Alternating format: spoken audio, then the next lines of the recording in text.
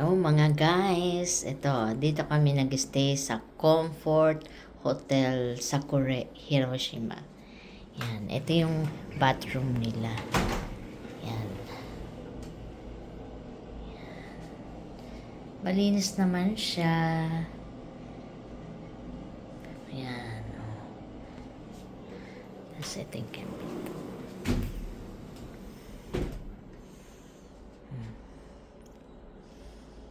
Salamin yan. Yan. Medyo makalat lang kasi andyan yung gamit namin. Yan. Ito yung bed. Yan.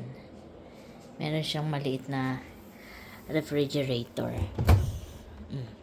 Lalaman. I-on mo lang siya pag gagamitin mo.